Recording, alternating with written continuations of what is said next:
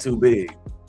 Yeah, the tortoise is like almost a trash can size. Like she's like, you know how the inside of the trash can is like a little bit smaller than the outer rim. She's like the inside of the damn trash can. There is no picking her up. It's a two-person thing, or like just let her escape out of whatever she gets herself into type thing. Because there's no how do you clean? Like, I'm so she's potty trained. Vince. Potty train? How do you potty train a tortoise? How do you potty train children? How do you potty train a cat? How do you potty train other animals? I'm just saying, like, I teach them to run to the bathroom. You can't teach a tortoise to run. Like, why not? You know what I'm She's saying? smart as hell.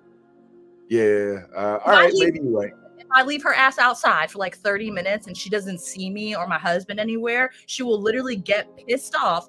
And then next thing you know, you start hearing the front door getting rammed, dude, because like no one's watching her. And then she'll just like look at you like, you left me out here? Like someone could have kidnapped me.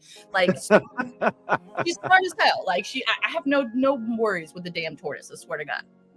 Oh man. All right. Well, I guess we should go ahead and get into the show since we showing clips of the Nia Long interview that we got coming up and a couple of the other things. Oops. All right, let me try it this way. Let's go ahead and crank up the show. Let's go ahead and start the show. Listen up. New Blurred. Oh, hold on. Can I do that again?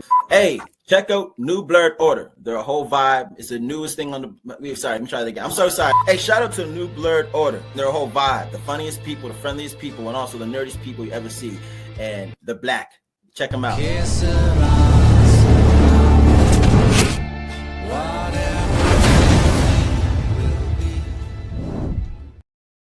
All righty. Good morning. Y'all already know what it is. It's your favorite Blurred Click, ready to talk blurred shit. And go ahead, hit that like and subscribe button because we will be chatting today over some of the interviews that we've had in the last few days, some of which you have not seen because they have not been released yet.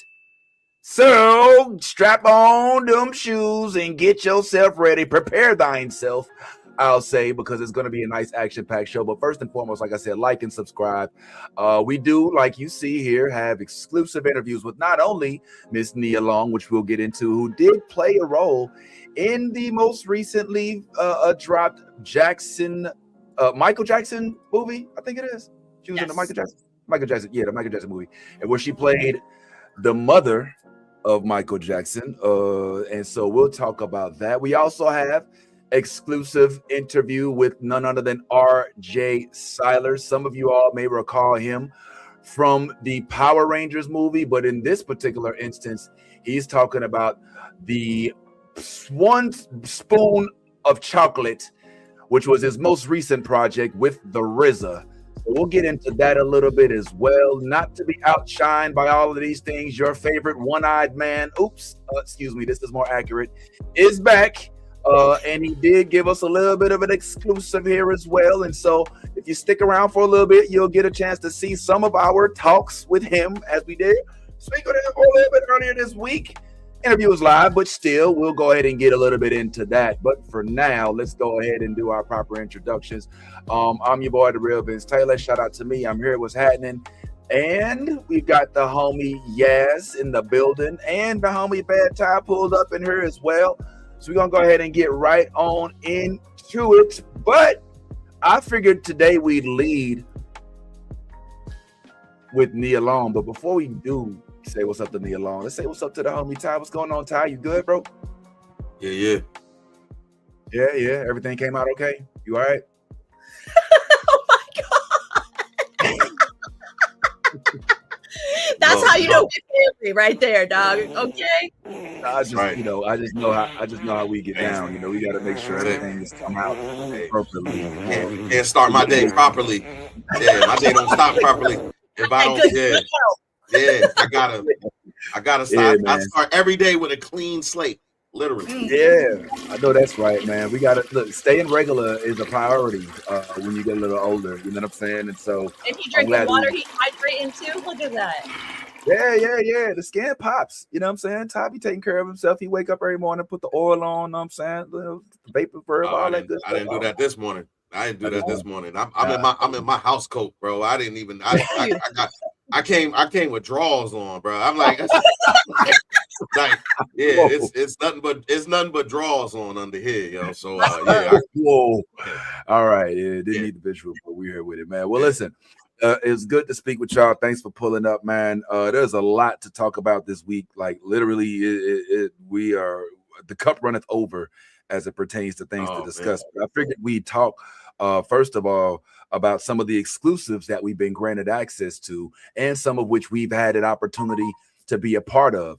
Specifically, I ain't gonna lie, this was kind of exciting. We were given exclusive access to one of did I get it? Oh, that's why it's not up. To one of the cast members of the most recently dropped Michael Jackson movie.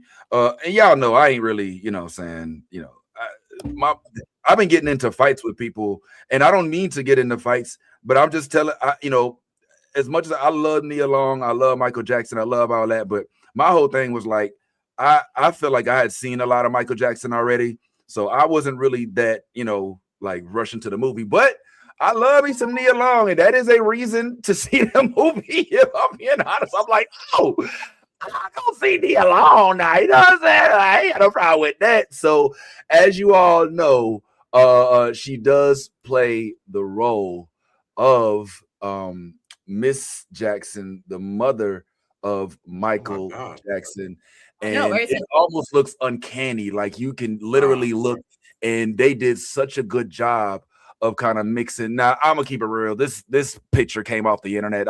This could be I don't know, but even so, you could see the resemblance. You know what I mean? And I do think that this is.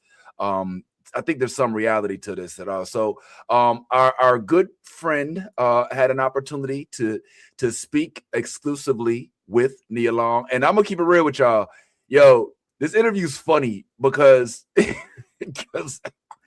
Anthony went full fanboy. Like, it's rare that we see Anthony go full fanboy.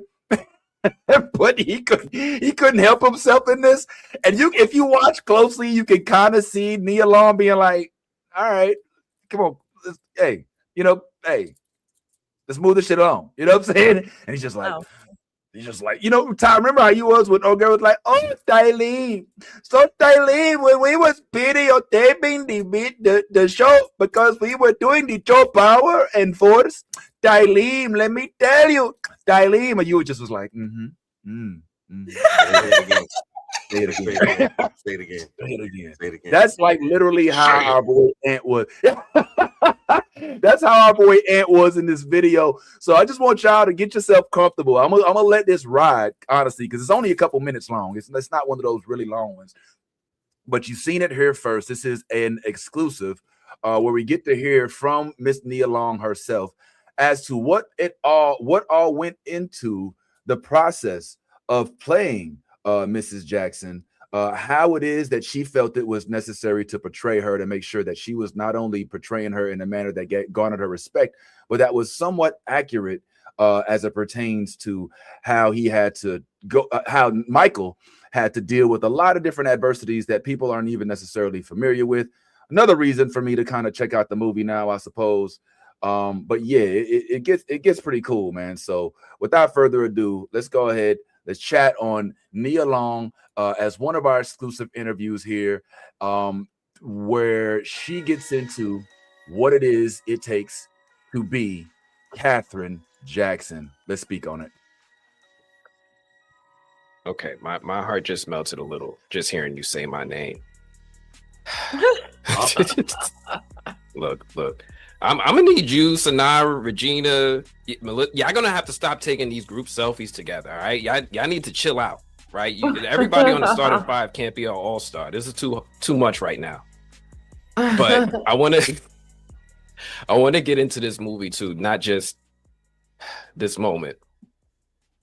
I have to say, the aura of this movie, it feels really, really strong, and we have you stepping into the role of Catherine Jackson, right? And it really just feels so freaking good. So I'm curious for you, what hit you first emotionally when you realized, okay, I'm playing Catherine?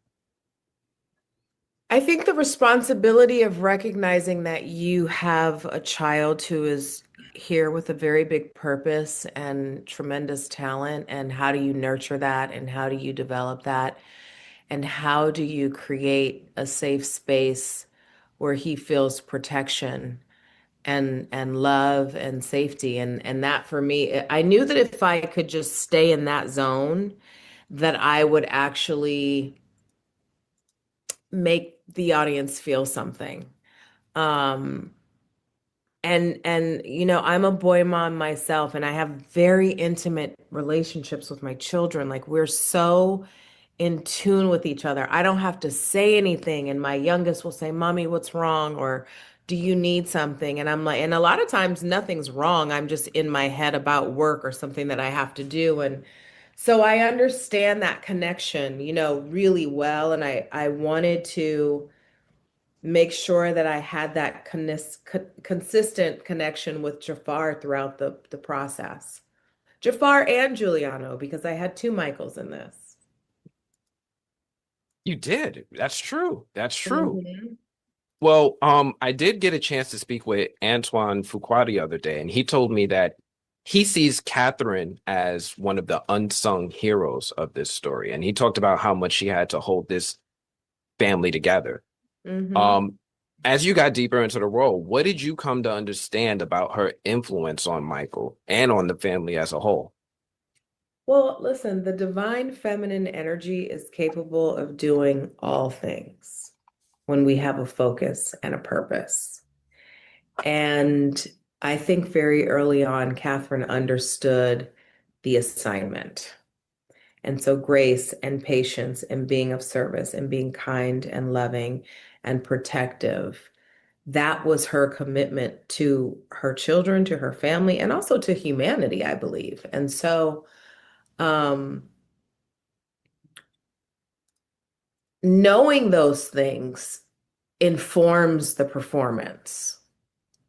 And that's, I just stayed in that zone. I stayed in that zone, and Antoine, you know, would just remind me to trust the process, and that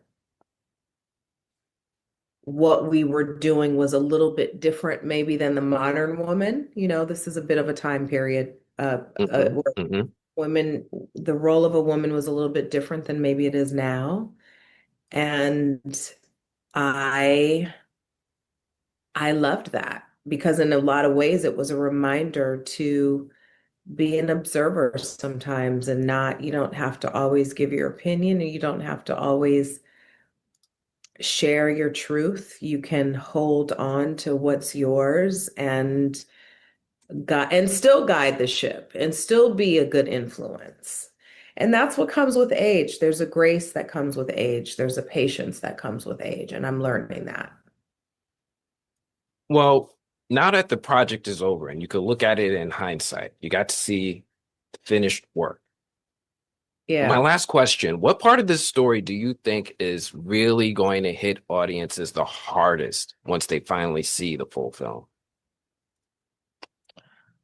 Probably what Michael went through after the fire, the Pepsi commercial, and how serious that was. I mean, we heard about it, we saw bits and pieces of it, but I don't think anyone truly understands the pain that he was in and how it really changed his life moving forward.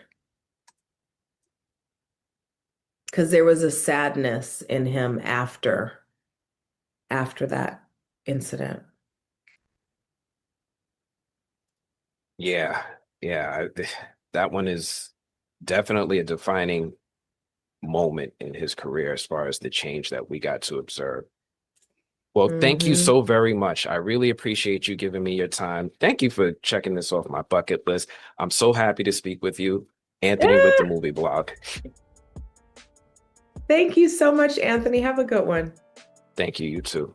Yo, am I tripping, man? Am I tripping, Ty? Ty, we've done a few of these. All right. And are you getting that vibe that the lady in the background was like, all right, wrap this shit up, B. All right, we didn't call her here to be googly eyed. We wanted you to ask in-depth questions regarding the performance that she gave for Katherine Jackson. No diss to Ant, because you know we love Ant, but Ant was I'm gonna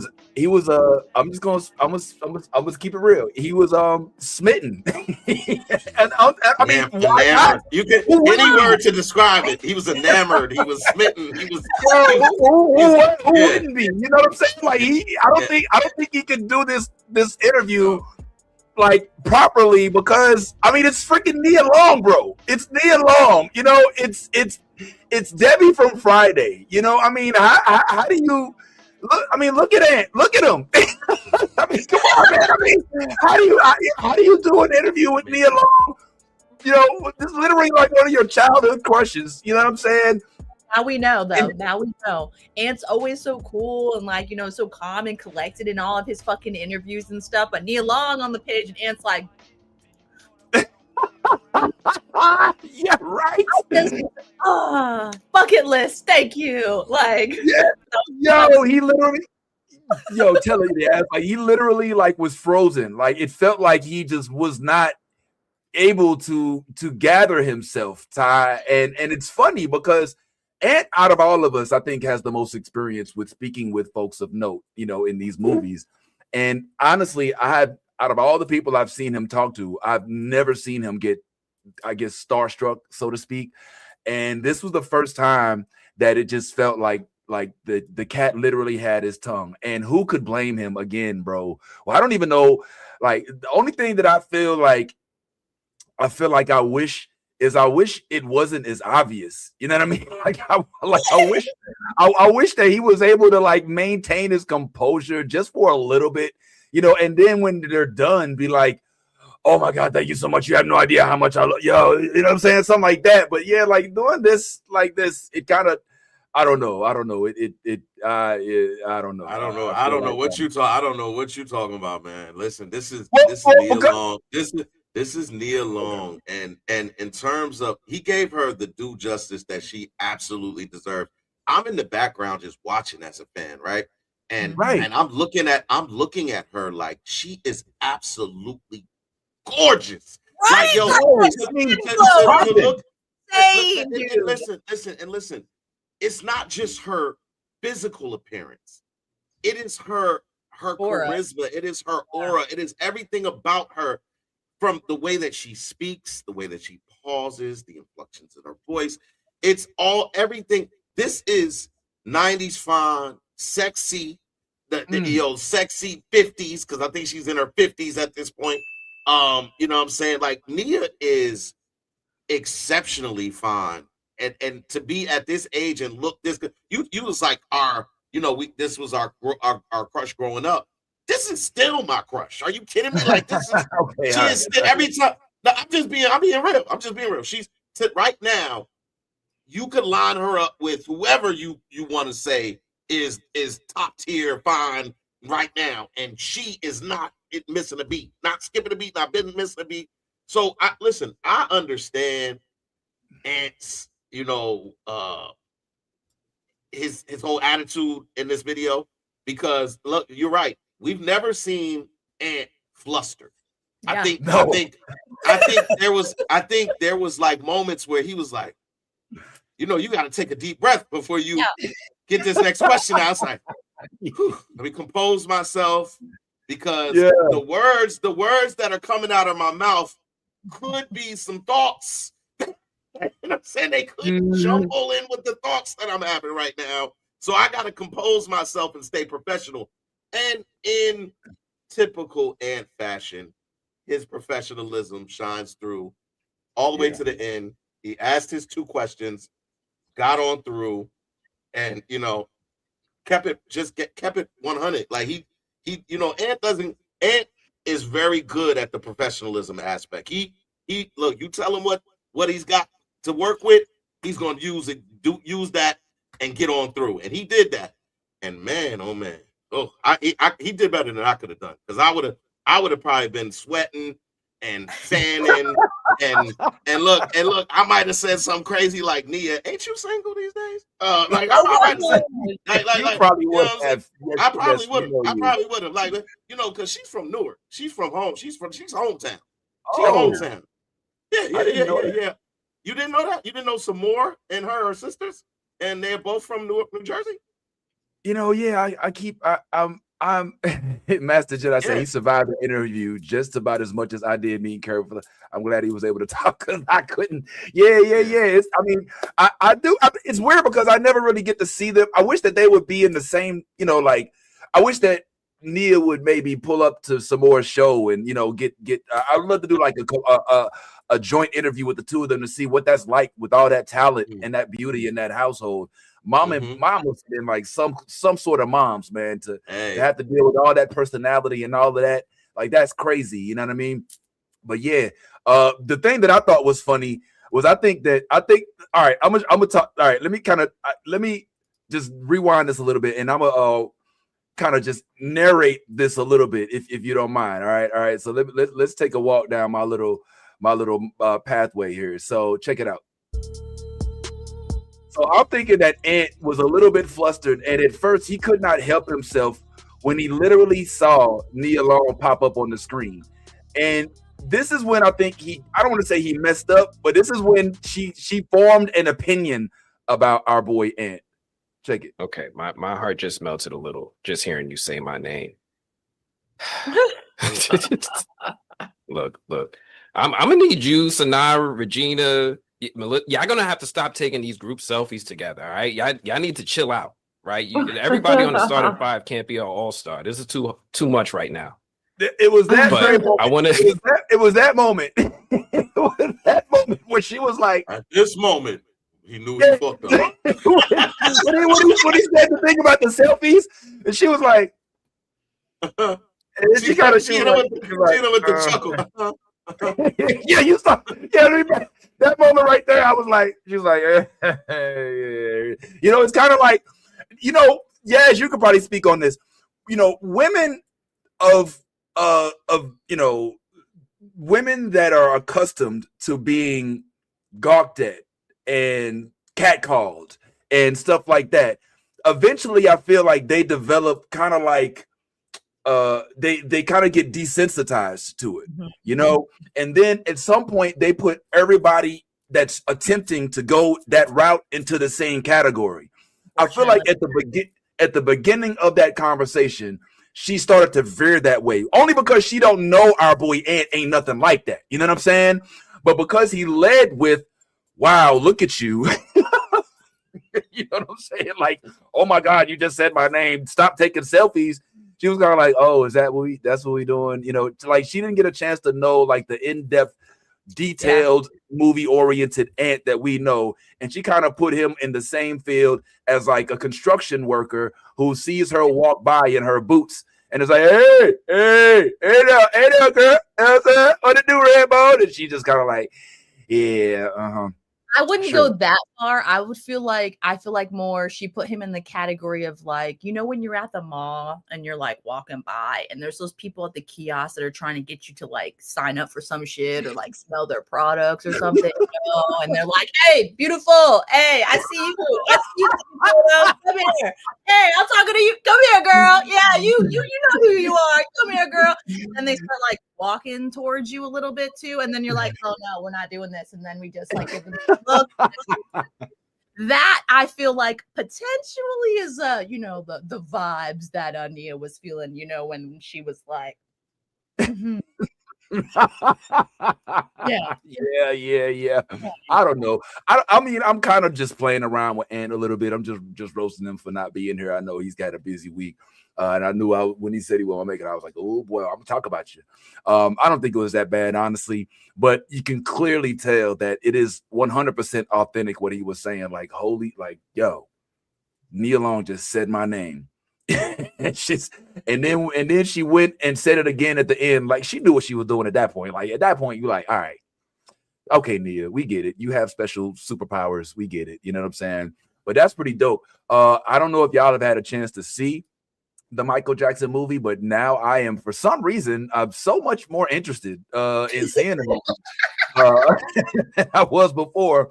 I don't know what it is, but yeah, for some strange reason, I wonder what that could be. That melanin popping.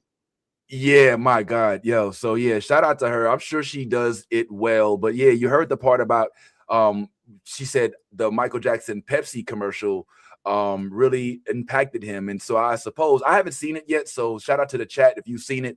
Let us know how you thought about it. You should go see it. Despite Vince's because Vince is not really doing a good job of promoting this movie. This is nobody paid me nothing to promote this movie. It ain't about pay, man. It ain't about pay. We're a black nerd podcast. And this is an almost all black cast. So yeah, please, black people, go out and support black productions.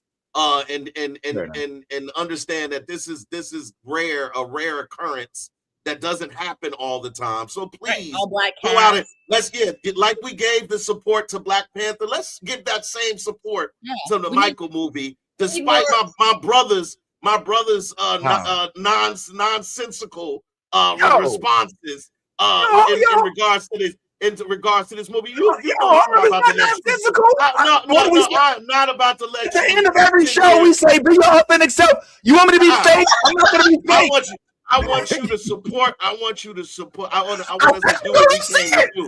I was going to see it. No, you said. I don't know. I just now all of a sudden. I will. Crazy, man. No, I'm not going to sit here and lie and act like I was so geeked when I heard about them dropping another Michael Jackson project. I'm not going to sit here and lie and act like it. Like the overwhelming majority of our community will support it, and I will definitely not shit on it. I'm never going to do that. But I'm not going to. If I start pretending like I like things that I don't, then I start to become inauthentic, and I won't. Now, this I haven't seen the movie. I had no problem with it. I've just and like I said, I got into this argument with my wife about this. Like she was like, "What are you talking about? What Michael Jackson movie's been out?" I was like, "Yo, I seen the Jackson 5 movie. I seen there's been a couple documentaries." Like, yeah, but it's not a movie. Like what like Bruce Springsteen just got a movie, and the other guy, the dude from the dude that looks like your man. What you call it? Billy. What is the dude that plays all the instruments? Hugh Jackman plays him, right? You talking about Hugh Jackman? No, the dude from Dune. My man. I'm saying my husband looks like that boy. I swear to fucking God.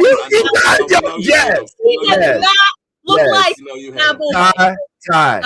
Ty. What? Stop. Tell this woman that her man looks like Timothy Chalamet. Yo, and I can't say it no more. I've said it as many times as I can.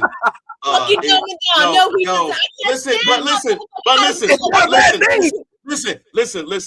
Yes, I know you hate Timothy Chalamet, but just know that just because we say that Austin does favor him, is not a shot. I think a lot of women think that Timothy Chalamet is a nice looking young man. I don't think so. So that's why I didn't say you. I did not say you.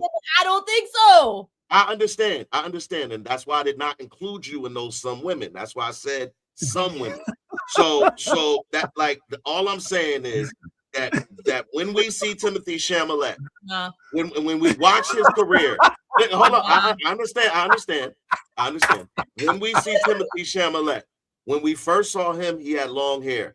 Austin had long hair. When we see him again, he has short hair. Austin has short hair. It just makes but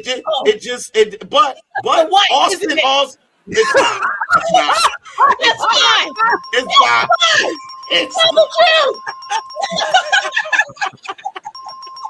It's not. Oh man. I heard it first. All white men look like with long hair. All white men look like with short hair. Oh my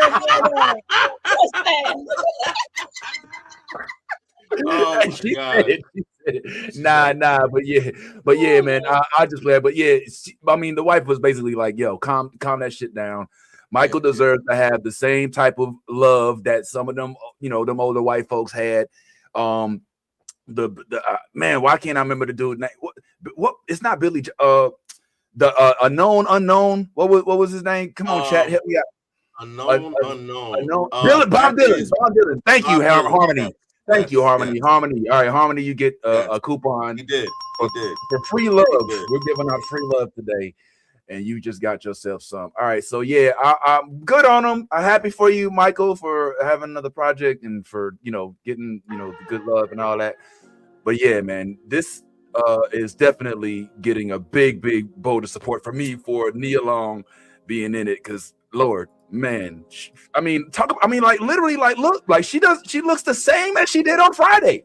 Like how does she not? She looks better. She looks better. Why does she not look a day older? It's almost 30 years later, and she looks the same, if not better. Like you said, Ty. Like how the fuck? How the hell? How did this happen? Routine ASAP. Bro, okay. Well, anyway, this interview will be live soon, but it is not yet. The only way you can see this interview is by coming here to this channel. So thank you for being here. If you are here and you're here for the first time, go ahead and hit that like, subscribe, and do go ahead and throw a comment in there, even if it is just an emoji saying what's up or something like that. Let's go ahead and keep the ball rolling. Let's go ahead. Look at her face, yo. I'm sorry. I can't wait to talk to Ant about this. This is not the last time we're gonna chat on this. Next time Ant is here, we're gonna speak to him about his feelings about how he feels the interview went. He also had an opportunity to speak with Antoine Fuqua, who was one of the, I believe, either the writer, director, all of that of the movie. We may not get into that right now because we're gonna go ahead and keep this moving. Believe it or not, we have more to chat on, because there is another movie that came out not too long ago. I think it might be coming out soon. It is called One Spoon of Chocolate. It's produced by Quentin Tarantino, written and directed for the most part by the RZA, aka Robert Diggs, for my Wu-Tang fans out there. And it stars Mr. Shameik Moore, all right, who played Miles Morales. It also stars Mr. RJ Cyler, who we know is the Blue Ranger as well. And I had a chance to chat with the boy, and I guess we can chat on this in its entirety. All right, so let me give y'all a little bit of a heads up about this interview before I play it. Okay, so I wasn't at home. All right, I was in Miami. All right, and so one thing you'll notice is that I didn't, obviously I don't have my setup, I'm not in my studio. So I had to sit at this table that was in my room, or whatever you want to call it, right? And I like to have the camera ever so slightly above my eye level. You know what I'm saying? Because I don't know, I feel it looks better. But I didn't have a tall desk, so I had a short table. So I ended up sitting on like this really short stool, and you can kind of tell, like you'll see when I first start the interview, you're like, yo, why is he sitting so short? It's a whole weird thing, but I got a chance to chat with him about multiple things. And I have a quick question for y'all. It is a pop quiz question. This is for the chat as well. So nobody answer right now. But I want you to, if you pay attention to this interview, you'll get your answer. Okay? So the question is, what superhero would RJ like to play if he had his choice of superheroes to play? Again, the question is, what superhero would RJ Cyler play? Which would he opt to play if he was given an opportunity? If he could wave a magic wand and wake up in whatever role he wanted, what superhero would he choose to play? If you pay attention in this interview, you might just get your answer. There will be a pop quiz at the end of this, and you will all be given a grade. And if you pass, you can stay. All right, let's go on. The question is, what superhero would RJ Cyler of Mighty Morphin Power Rangers and of The Harder They Fall and of Book of Clarence and a whole bunch of different projects, and now known from One Spoon of Chocolate, what superhero would he want to play if he had an opportunity? Let's find out, and let's also critique my performance in my short little chair here. Yo, bro, man, you look refreshed, man. You look well rested, man. Oiled up, man. We good? You know, I had to wash my face this morning. That was about it. They said my face was gonna be on camera, so I was like, all right, bet. All right, cool. Well, let me jump into it real quick, man. Listen, you've done so many dope things, been in so many dope projects, including the Power Rangers and whatnot and stuff like that. So this was like a cool hookup between Miles Morales and the Blue Ranger. Yeah. I feel like it's kind of weird though that they ain't give you a chance to kick no ass. Like any resentment, like you know what I'm saying? Like you should have got some training, you know what I'm saying? I mean, I feel like in this movie, like Ramsey is supposed to be the player type. You feel me? Like I can fight, as you seen in the first. we get down, okay. But Ramsey's more like the. In this movie, he's a little bit more fearful of what happens after a fight, right? Because he recognizes where the key at, So fighting can't be his first answer. You feel me? Fighting once can end his life. So he had to find another way to deal with his problems. And sadly, that became coping and accepting things that are unjust, right? But I think it was a good, I think if we would have made Ramsey into a fighter, then the contrast of, the savagery, it would have, you know what I'm saying?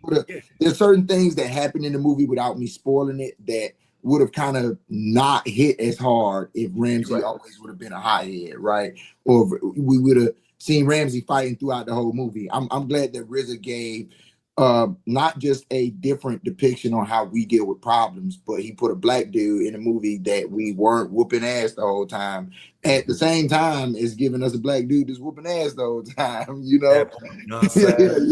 Hey, let me piggyback off that actually. You mentioned the RZA. Did you see him on set a lot? Did him, Quentin, did they come around or were they actually involved? Talk to me.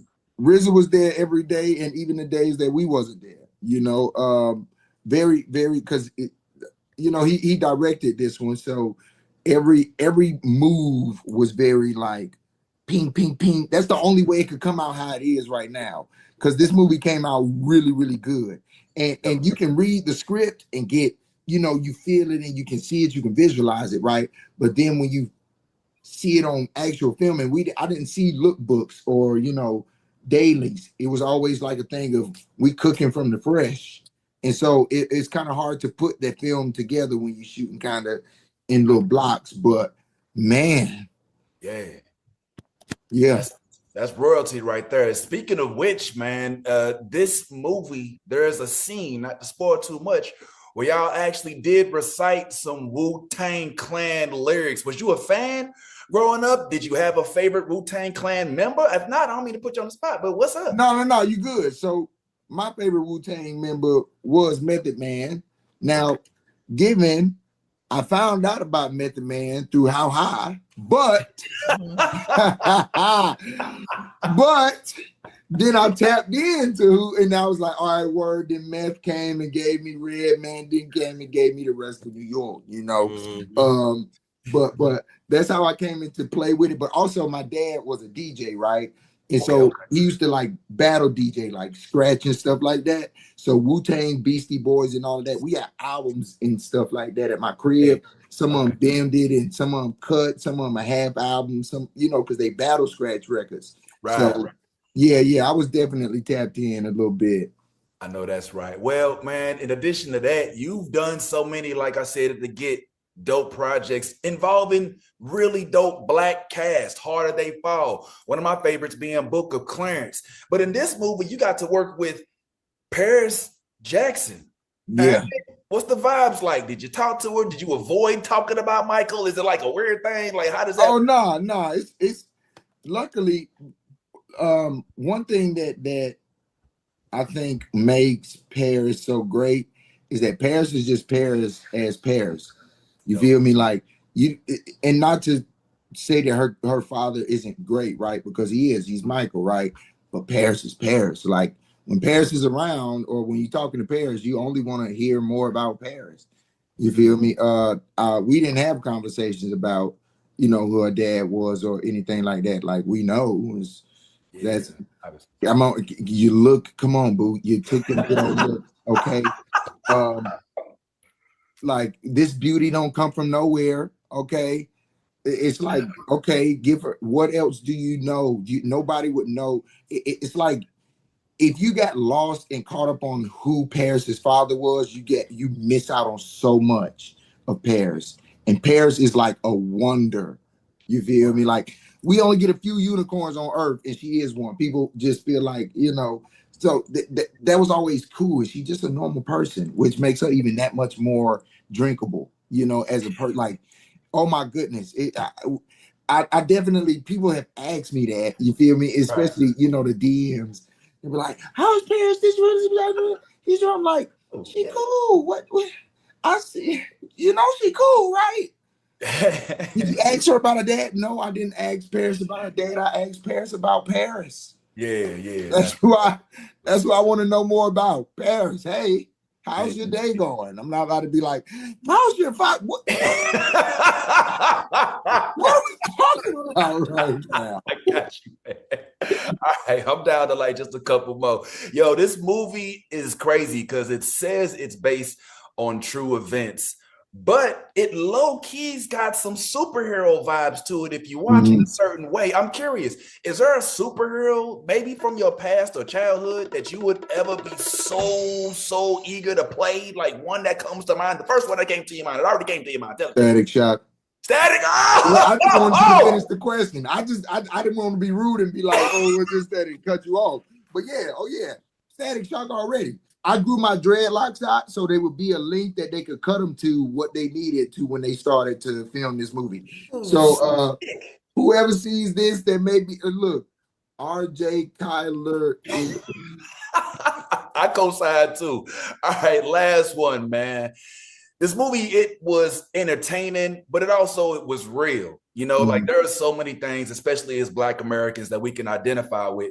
Is there a specific lesson that you feel that this movie teaches? And if so, what is it? I mean, on the simple scope, right? Sundown Town shouldn't be a thing. Amen. That's the simple scope. Secondly, and this is just for me, right? Throughout the movie, you get to see Unique come back and ground his cousin. Right, you get to see Ramsey be grounded, but then you also get to watch Unique be grounded. You know, from the front of the movie, Ramsey gives home, he gives love, he gives everything that he was missing for the last few years. You feel me? Everything that Unique was missing, Ramsey was aware that he was missing that and was able to give it to him.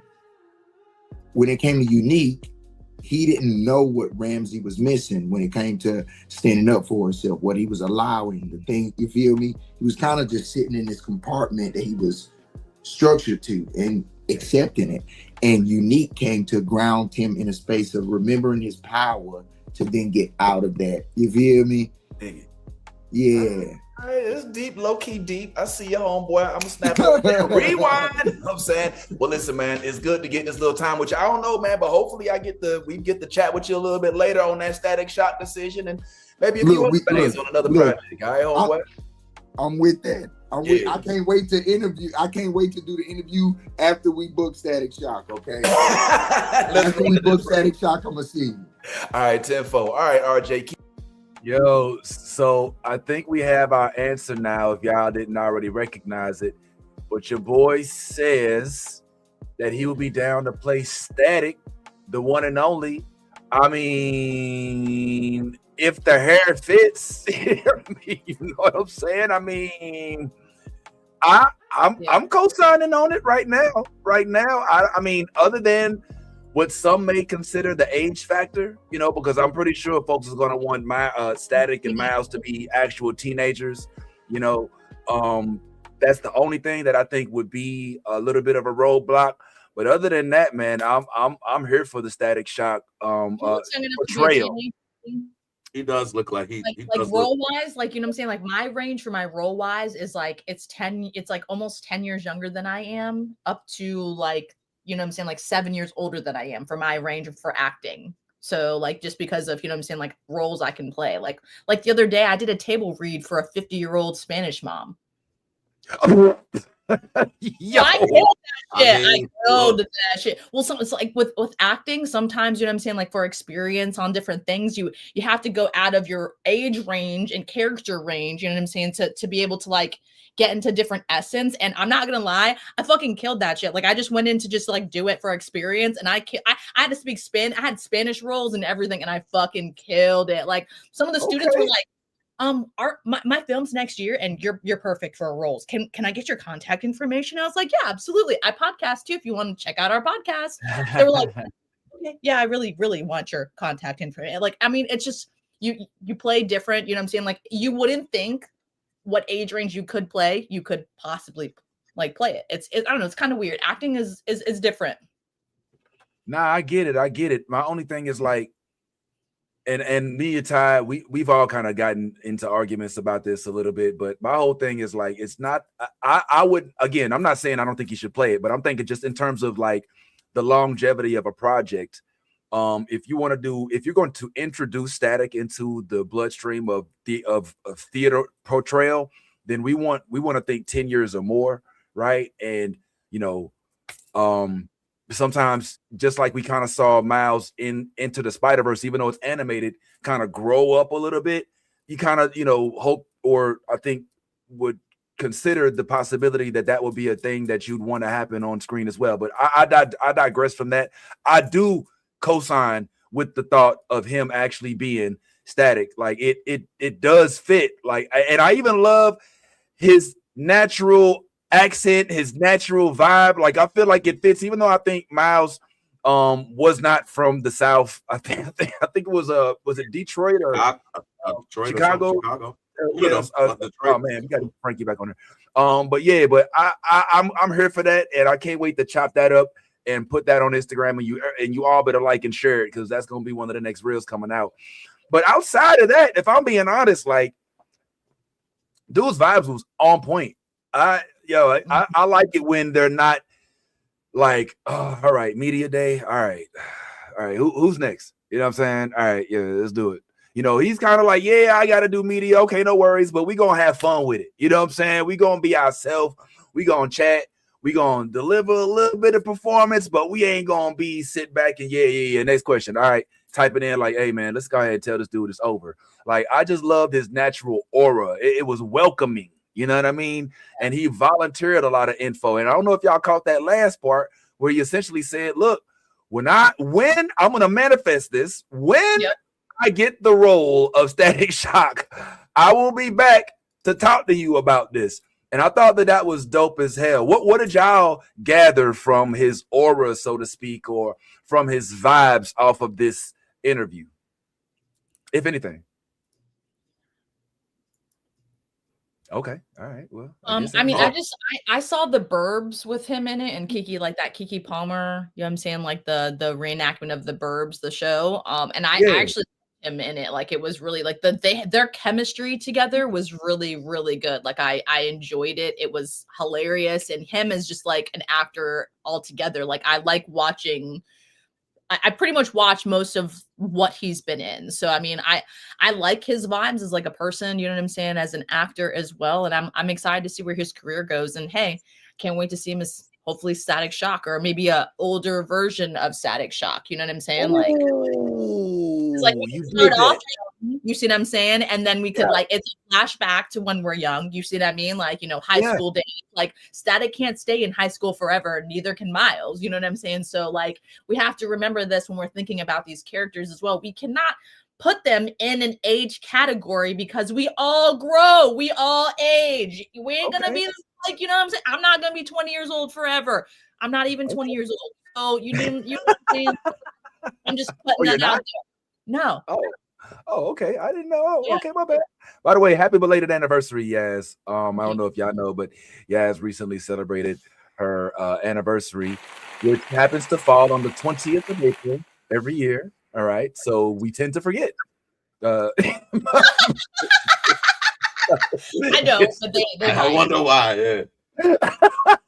All right, but anyway, you know who I like. You know who I like for All right, I'm not saying Static is not on the dock. I would love to see him as Static, but I also could low key, even though I know he's already been cast, I could see a little Aaron Davis in there too. You know what I'm saying? If they was to take it away from Donald Glover, I could see like a live action Aaron Davis, like Uncle Uncle to Miles Morales, if they did the live action. Now again, I know that they already have Donald Glover playing Aaron Davis in the MCU as of right now, but if they were to switch it out, or if they were to do like the whole multiverse thing, I don't know. I just want to see. I want him to get another opportunity in addition to the Power Rangers role that he had, to play a big time role with a big company that gives them that gives him more visibility, so he can even capitalize on more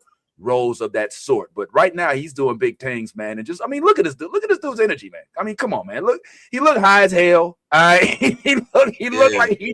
Like you can't tell me the dude don't look high, bro. Like he looks a little lit. Hey, he did. Is it brown? Did. What's his eye color? Can you tell? He has eyes. I don't know. Yeah, you can't even really see his pupils. You know what I'm saying? But I like that.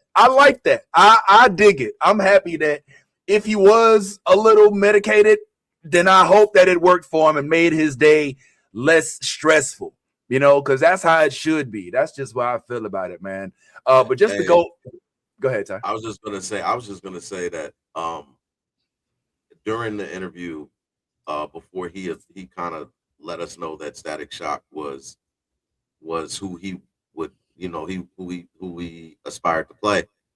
I saw Static Shock. Like when I looked at him, in the private chat, I put it out there. When I was looking at him, I see Static Shock.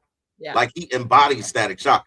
So to Yaz's point, I don't think age has anything to do with this. Like nope. will have anything to do with it, because if I'm not mistaken, doesn't he play a team in this One Spoon of Chocolate?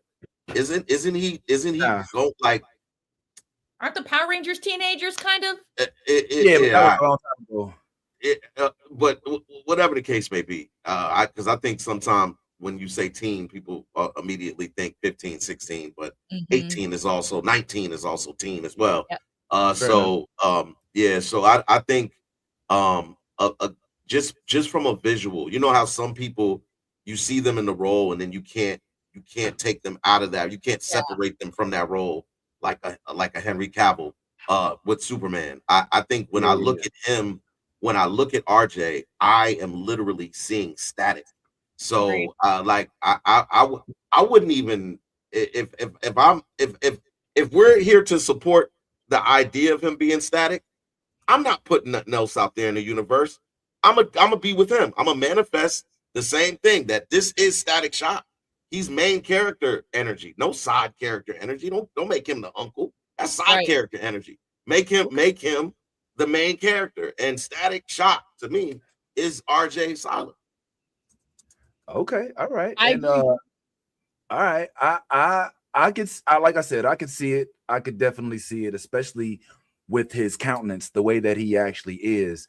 But I definitely could see him playing even more roles than that. I think that Static Shock, because of the way he looks, is where he gravitates, but I think it limits him as well, because there could be other even more impactful, significant roles that he could join. Like I would be interested to see if he could be a Valerian, or if he jumps into the world, if he's in the Game of Thrones, if he jumps in the Game of Thrones world, just dye his hair white a little bit, what I'm saying? Didn't he have that look before? I feel like he had a look where he had dyed blonde. I forget what it was, but I think it was like the tips or something. Yeah, like he had something like where he had blonde hair. So that, okay, but my question is, how would that work? Because like the Valerians are very serious, and he's not.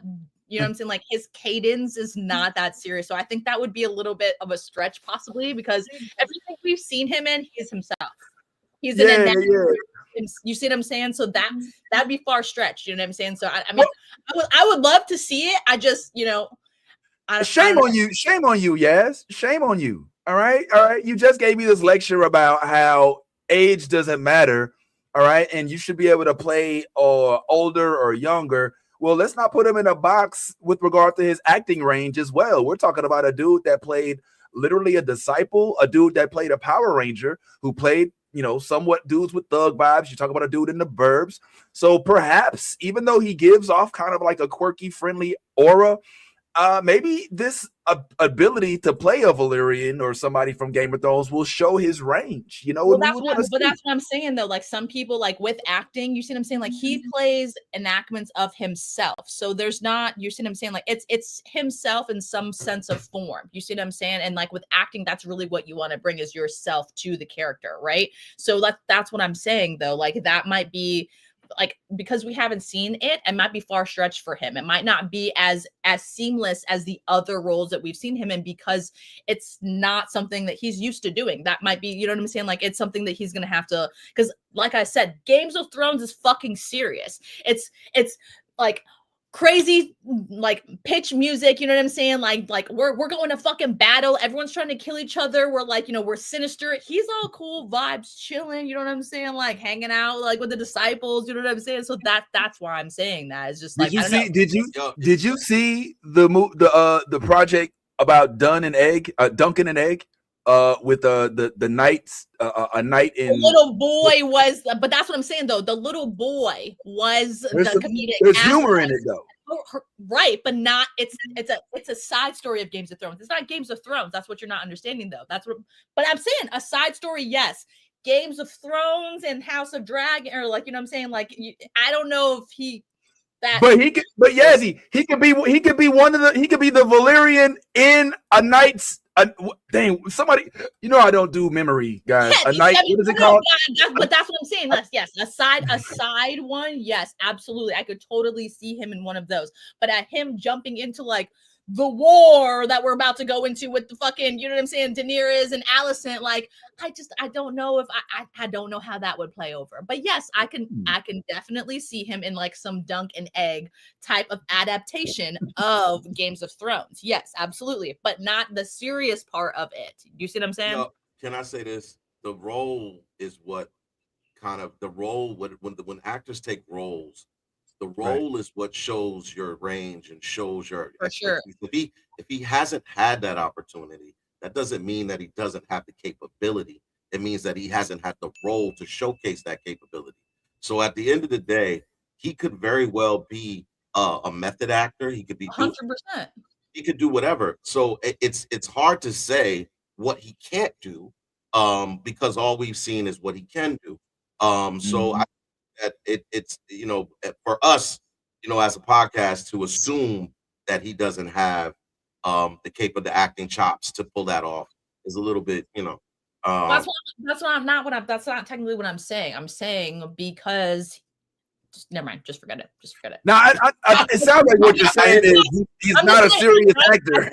It's not going to be as seamless like his normal acting. That's what I said. It's not going to be as seamless. I didn't say it was going to be bad. I didn't say he was not going to be able to do it. I said it's not going to be as seamless potentially because it's not something he's like, like with the range and being in like I'm a student of acting. Like I get that now because like when it's I'm not gonna lie, it's fucking difficult when you go out of your range. Some things that are like you and you can put yourself into that and see yourself into that role and like differentiate that is easy to do. But things that are like something you haven't done that out of your wheelhouse yet, it's a lot harder to get into that. You know what I'm saying? Like and to give the same type of performance, it's a lot more you have to give to. That's all. I understand. That's what I'm saying. I get it. I would be excited to see him in that. Thus far, we haven't gotten to see him in any of that. It's kind of like what I would assume they may have said about Jamie Foxx before he accepted the role as Ray, right? It's like, okay, you mean the dude from what? The dude from In Living Color? All right, the dude from Booty Call, he's going to play Ray Charles, you know what I'm saying? And then you see him and you're like, oh shit, like he actually did it and he did it well. So I understand what you're saying. It might not be seamless. It might be difficult, but it definitely, I don't know if it's, and I'm not saying that you said this, Yaz, because you didn't say this at all. You didn't say he couldn't do it. You just essentially are saying like it'd be outside of the roles that he's had as of this far. And so it might take a little bit of additional effort, but we'll learn in that regard that if he does not have the chops. So I posed this question to you guys in the chat real quick. And this was, I mean, not necessarily regarding him playing in Game of Thrones or something like that, but with regard to our Static Shock question, or with regard to him playing that, do you guys think that RJ Cyler, would make a good Static Shock? Do you guys think that this would be a role that you would sign on to? This poll is live. All right, I've never done this part before, so let us know if this works or not. This is a new feature offered through our little pod thing. So yeah, let me know what y'all think about this idea of RJ Cyler actually getting a role as Static. He wants it. Clearly, he wants it. Should he get it? And would you support RJ Cyler playing in this role of the one and only beloved Static of Static Shock fame? All right, yeah. So just make sure y'all hit that poll, and we'll release that at the end of the show. Hey yo, Vince, I just thought about something, yo. Could you imagine if RJ did come to House of Dragon as the son, as the son of the brother who got his head cut off? He'd be like, "Y'all killed my father." Come on, yo, come in. So y'all just go. Y'all just go. I feel like he would do it justice too. Like he would be like, "Yo, man, hold that shit. I don't know what the fuck all this shit is y'all talking about, but y'all killed my dad. I'm finna go load up on some dragons and fuck this whole Westeros bullshit up. And you know, goddamn well, them ain't your kids, Rihanna. His name is not Rihanna. I don't know, Rhaenyra, whatever the fuck you want to call yourself. Them ain't your guy. Them is not my little cousin kids. And all this bullshit y'all on. The strictness of the fucking show. It would take you out of it. It would ruin the cadence of the fucking show if he was like that. Okay, we like that it's so serious and it's so ridiculous. All these motherfuckers are just like so just crazy. They want to kill each other and fucking have sex with each other. It's just like ridiculous.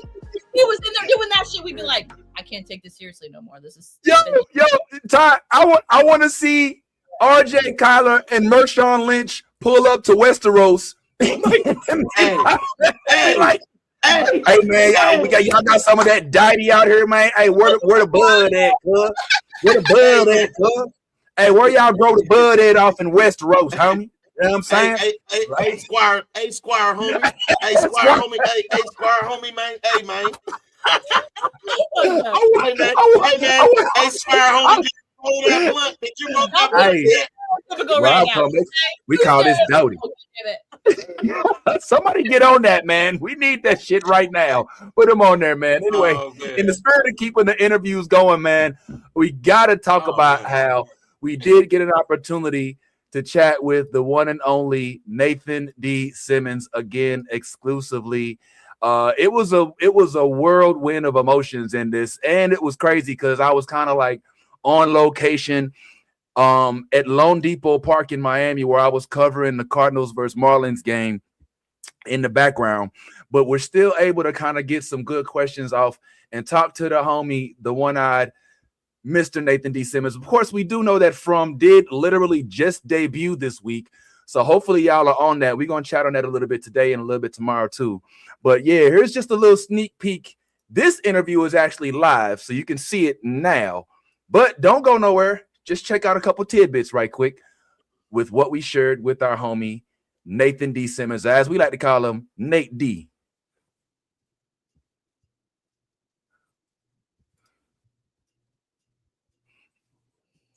A character like Julia. Wait. Yeah, Julia. Sophia. Yeah, Sophia. There you go. Thank you. Yeah, so Sophia. So Sophia came on. And it's 420. Don't forget it. Sorry, Julia. Oh God. But like, I try to give the same love that, like, you know, I'll use character names that like Julie, Ricky, Ellis, and everyone else, like that, how they, you know, the love they showed me, and they kind of like adopt you in. And so like it was a weird feeling. At first I came in like, oh shoot, I was like, unbalanced and stuff like that. I felt like a giant because I was just working here as a crew, and now I'm part of the cast.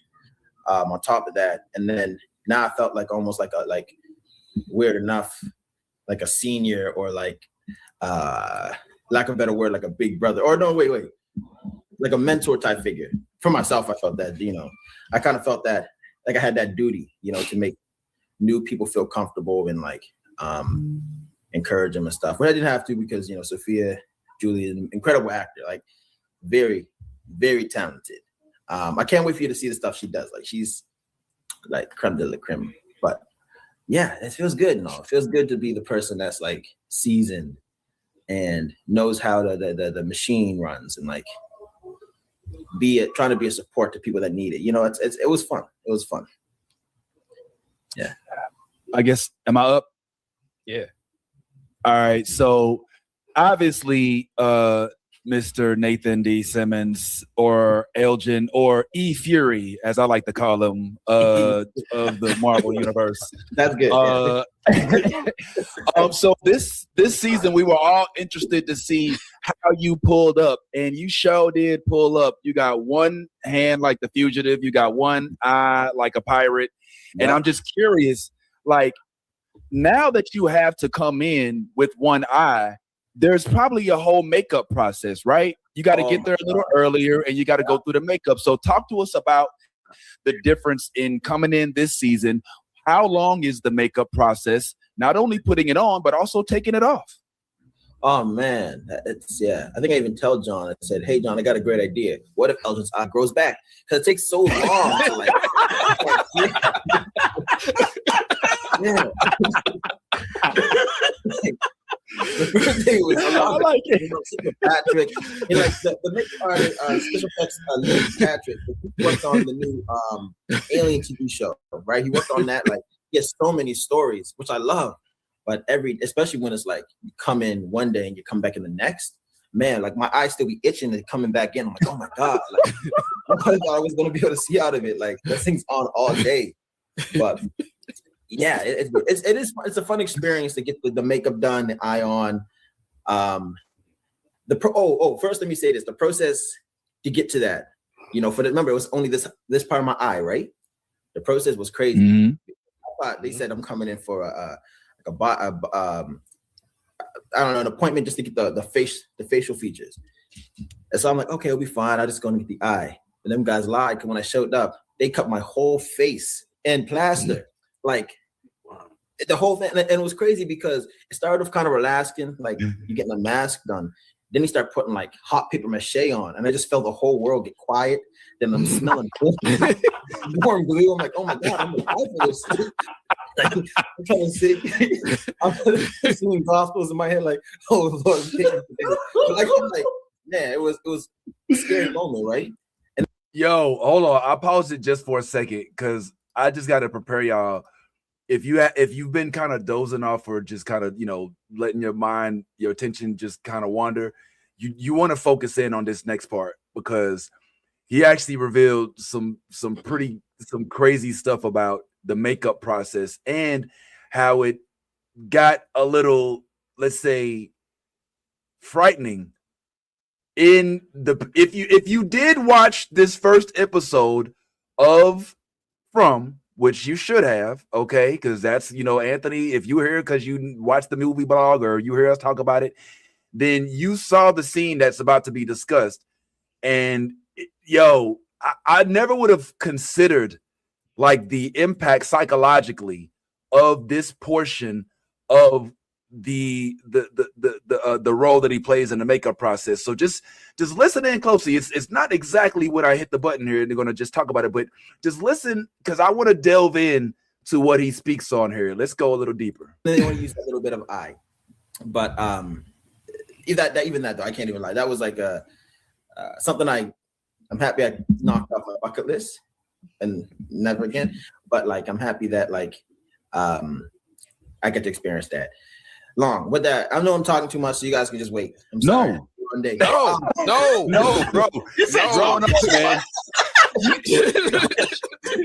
Mr. Wood-Eye, man. Keep your so are we talking 15 minutes, 30 minutes, 2 hours? What how long you gotta sit in the chair? Oh, I sit in the chair for like at first it was like 2 hours, and then they got quicker at it, so that turned to like 2 hours. 45 minutes, yeah. Because they put it on, and they gotta paint it and match my skin tone. And if you guys can see, I'm darker here, but I'm lighter right there. And so they have to like match the different colors, right? So it takes a while. And depending on why is that? Over the summer, I change too, right? Why are you darker there and lighter? What is that? I don't even know. That's my mom. Like, why can't come with one color? Like, geez. I'm dark skin. How come I'm dark skin and then light skin?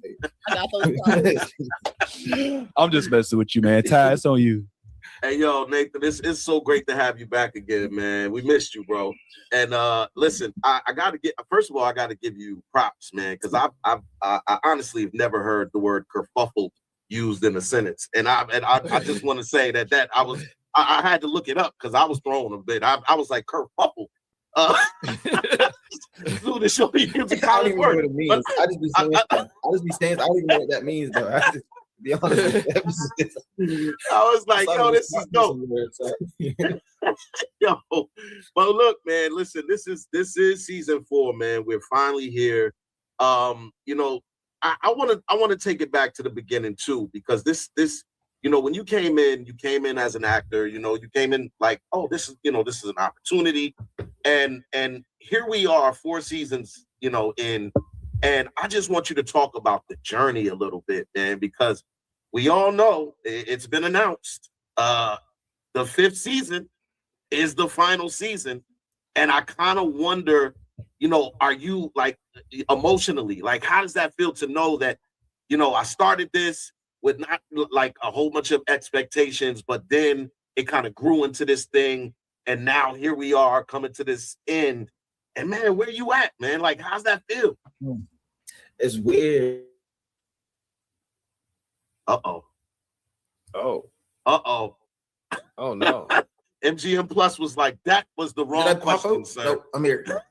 There you go. Oh, man. You thought he had one eye, but it's really one eye five. Please don't jump off. Yo, you froze. So start from the beginning, brother. All right. What was I saying? I said, yeah, man, it's surreal. Like, I think I understand more once I get to I guess, you know, the end of this season, you know. But yeah, it's like when I started off, I didn't think it was gonna be like all this big, and it's obviously pretty big now. And so if it feels weird, I don't even lie to you. Like, it feels like a dream's book end, if that makes sense. Like, it's been an era. Yeah. I haven't really thought about it yet either. It's weird. Yeah. Congratulations, brother. Listen, this is a milestone that not every Black actor can say that they've achieved. You're in that is true. Yes. Congratulations, man. Thank you. Yeah. You're on a horror show for 3 seasons too. Damn it. Woo. Right? Yes. Really? Yeah. Yeah, no, that's yeah, I forgot. That's so. Also, can I say this? This is what's crazy with the show, and I love is that Harold, the lead on this show, is a Black man. Yes. And still alive. Right. Amen. And you know what's even more crazy? That his white wife did. like she died first. Like immediately. I'm sorry. All right, edit that part out. It's not live, right? We're not live. All right. Sorry. I'm a mess. I'm so sorry. Yeah. That was probably didn't have to say all that. Yeah. But yeah, man. And that wasn't even the part that I was talking about, if I'm being honest, where essentially there's and it's probably better that it didn't show. So if you really want to see what I was talking about, then you're going to want to go to the actual interview, which is live right now on the movie blog. Of course, don't leave this very moment to go see it. But after the show, if you are still up to checking it out, I would go check it out, because he does give some in detail description of what it was like to go through one of the scenes that he was in from. I'm not going to spoil it, even though it has been almost 6 days since it aired. But he speaks about it and the level of complexity that goes into not only putting on all of the makeup and the what do they call that stuff, the prosthetics and all that stuff, but also keeping it on while they're messing with it on set. So these are some things that you'll hear exclusively nowhere else. So make sure y'all tap on in for that. And I hope y'all have enjoyed some of the content we just gave y'all with regard to our exclusive interviews with Nia Long, of course. Yes, who's playing Katherine Jackson, and RJ Cyler, of course, from One Spoon of Chocolate, and obviously the homie Nathan D Simmons, Nate D, from fame and other projects.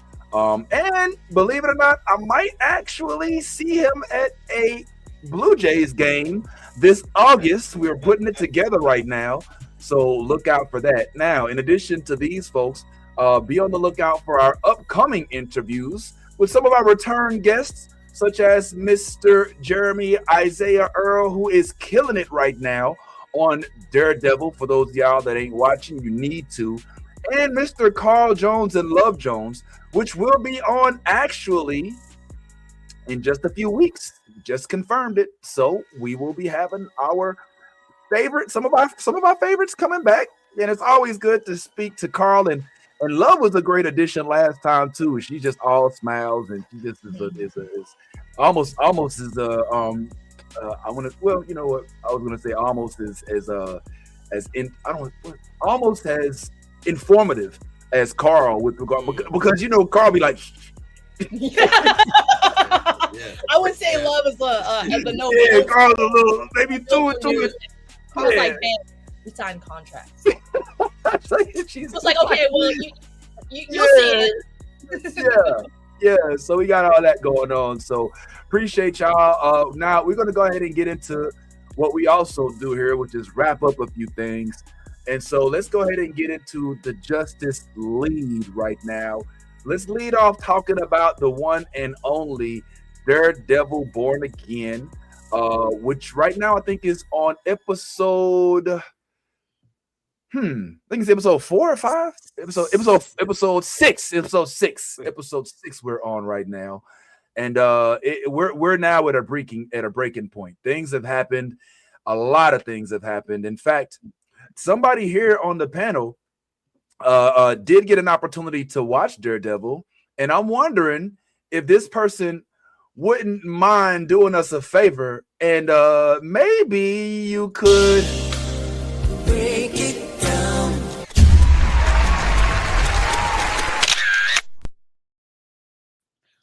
All right, y'all. Woo!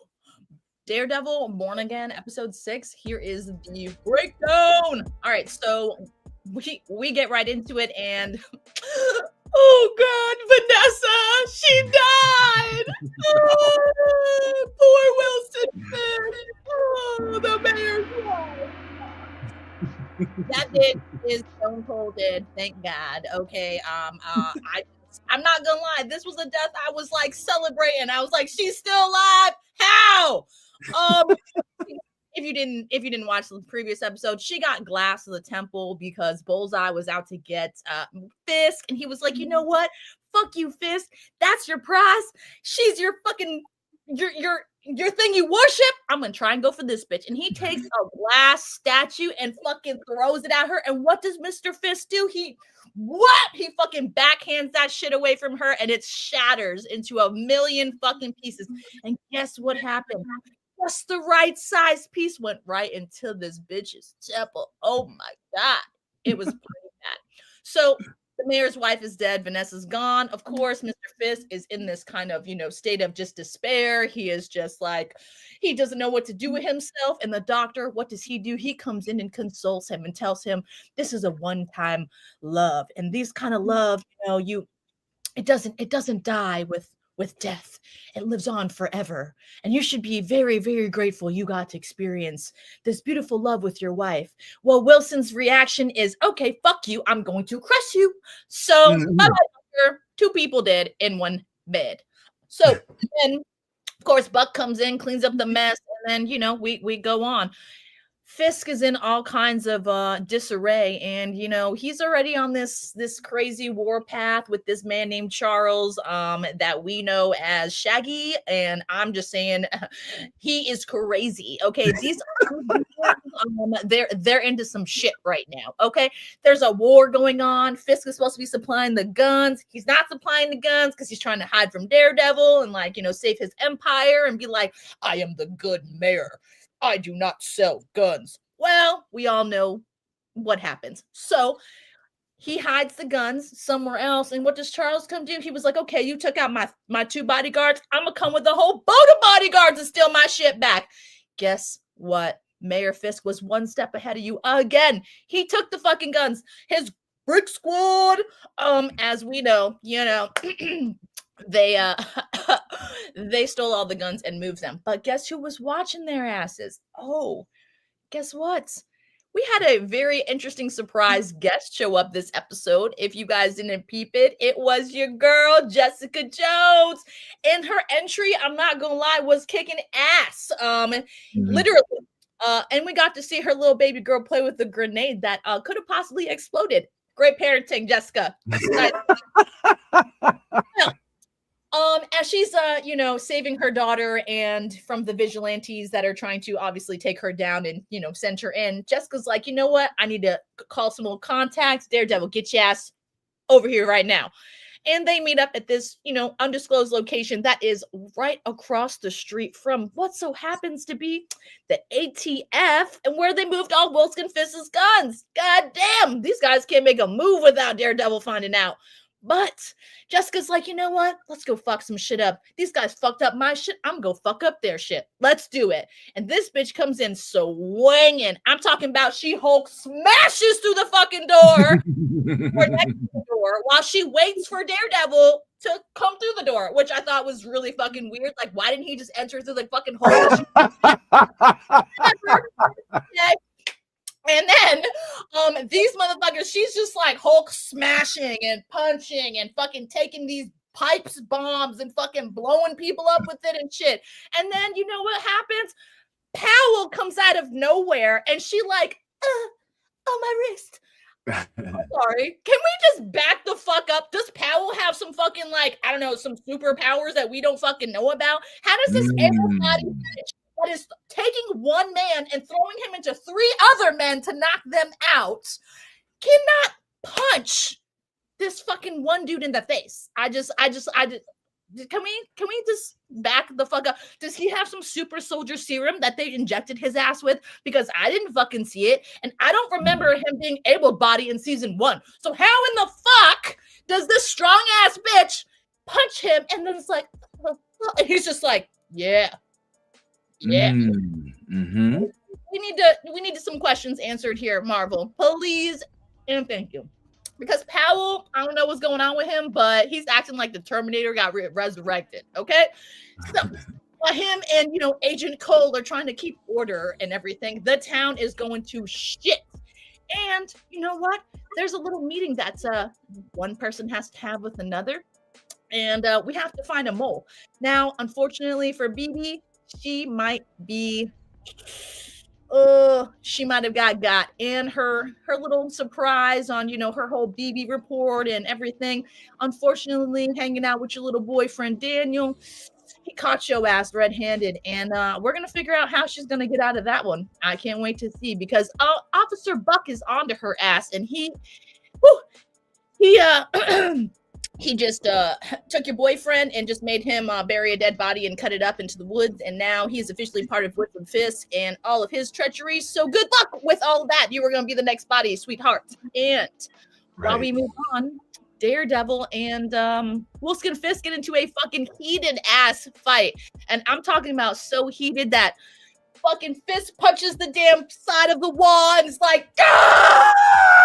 It was intense. They were literally making a canvas of blood. It was beautiful and also sadistic at the same time. But then one thing leads to another, and this fight right here, one of them's got to win. But we don't know who's gonna win, because ultimately Daredevil needs to get the fuck out of there, because this motherfucker is gonna kill him. He crushes people. I don't know. But after all this fighting goes down. Last scene is we go to the city, and the city is fucking pissed. They're done with the vigilante. They're done with Wilson Fisk's bullshit. They're done with the fucking task force and the ATV. So guess what? We're gonna fucking rebel and rise up because we're New Yorkers, and that's what the fuck we do. And guess what? The police is mad, and Powell decides, oh, I found my rat. Here's your key card, bitch. How did Daredevil get into the fucking into the building through the door? Huh? Here's your key card back. Huh! One to the face. And guess what? Another one bites the dust. And as we were watching this whole brawl with the city go down and everything just, like the whole city burning and crumbling, guess what happens? Motherfucking Karen gets caught, bro. By who? Powell. What the fuck's gonna happen now? Daredevil just lost his main ally to the fucking enemy, and now Wilson Fisk is his girlfriend. What the fuck's gonna go down now? You got barely even alive fucking Bullseye to help you, dude. Shit's gonna crumble from here. I don't know where we're going from here, but episode 7 is gonna be a fucking. It's gonna be one of those you're gonna remember. Stay tuned. Oh, one time, yeah, you know we love it when you break it down. Yo, okay, so let's get into it. To answer your question about Karen, she said, if I'm not mistaken, sometimes it comes and goes. She was talking to. Oh, you can't hear me? You can't hear me? Is it me? Y'all can't hear me? Can you hear me? Yeah, I hear you. It mutes us when you put the graphic up. Oh, that's weird. But no, you're referring to Jessica, not Karen. You're right. My bad. Jessica. When Jessica was talking to Matt, my bad. Jessica was talking about how. Well, first of all, there's a lot of questions that we jumped over, but let's just get right into what you said as to why it is that she hit Powell and nothing happened. Yeah. From what I understand, it's because her powers are like not what they used to be, which is so funny because it's so interesting when the shows that we watch kind of coincide. Like the same thing kind of happened with Adam Eve in Invincible, where she had a pregnancy and then all of a sudden her powers start going to the shit.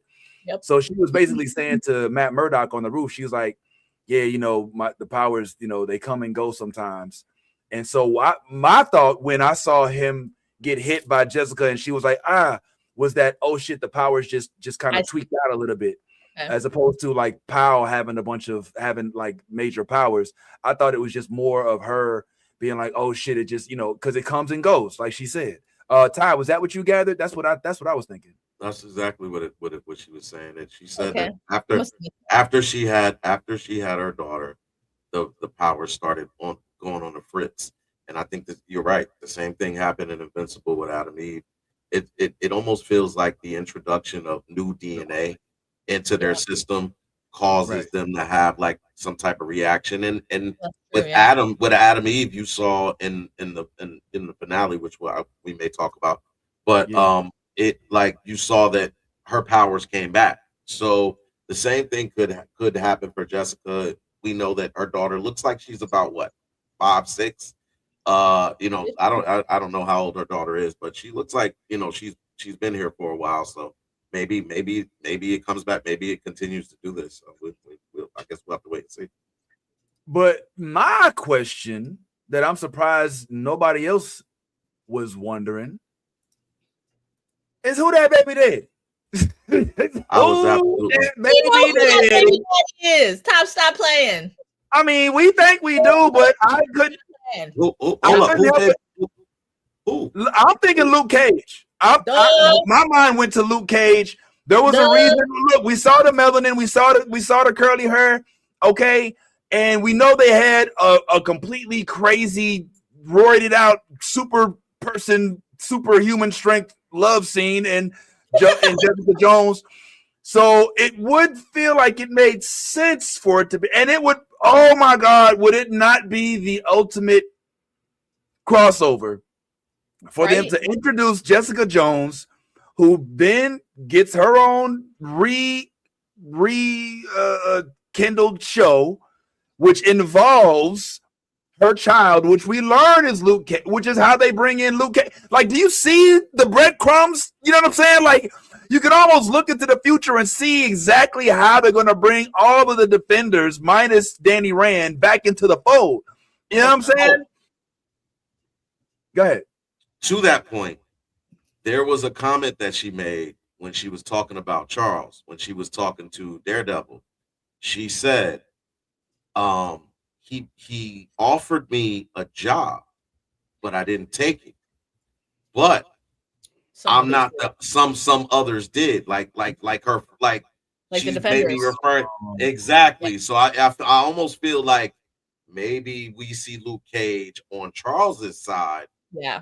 You know what I'm saying? Which would be because that is coming.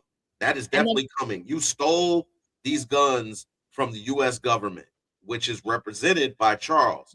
Charles is the big swinging dick in the room. Everywhere he goes, he came up to the governor and was like, the little fish doesn't give the big fish. You know what I'm saying? He's like, isn't this the bottle? This is the bottle I bought you. It tastes delicious. Yeah. Like he's like he's the whenever he tried to do the same thing to Kingpin, and Kingpin had Buck kill his people. Like, look, you got me. Like, I'm not those bureaucrats that you deal with, and but I think Charles knows that Charles is holding like he's holding that ace card. You know what I'm saying? Like, and you're strong, but you're not invulnerable. Right. I got a guy that's strong and he's invulnerable. Let's see you deal with that. You know what I'm saying? So how else would they have found her, you know what I'm saying, without Luke's, you know what I'm saying, like intel of like where she is? Like that would probably be the only person that she would tell where she was because of the kid. You see what I'm saying? Like she literally like I don't know that part. That's why it didn't question to me who the dad was. Like I was like, it's got to be Luke Cage. You know what I'm saying? Like the melanin baby, the curly hair. Luke's not around. They had that tension. Some people joined. You know what I'm saying? Like all those things just kind of connected for me, and I was just like, how else would they have known where she was if, you know what I'm saying, they weren't keeping tabs on her because of the child? You know what I mean? Like, I don't know. I mean that would be a conflict of interest if what you're saying is true. If you go after his child, he's not going to work for you anymore. So I don't. It's the government, Ty. I hear you. I hear you, Yaz. They're telling you what you want to hear, okay? It's the government. I 100% hear you, but that would be that would be the biggest conflict of interest. You have a powerful superhuman that is working for you for whatever reason he's working for you, and you want to go and possibly fuck that up by not only killing his baby mama, but killing his child too. Like that's a little. We don't know if they were trying to detain or kill, technically speaking. Okay? Oh, they threw a bomb. They threw a bomb inside the. Come on now, yes. They threw a bomb inside the room. Bomb. It wasn't like a regular. It was like a flash bomb. It was like the Orients. Do we know that? It looked like a flash bomb to me. Oh, okay. I don't know about all that. I don't know, but all right. Oh no, I don't know. Playing that video game, that shit looked like a flash bomb to me. It did kind of have smoke bomb, flash bomb vibes, but my question is, how effective is that going to be against a superhuman? So I would feel like it.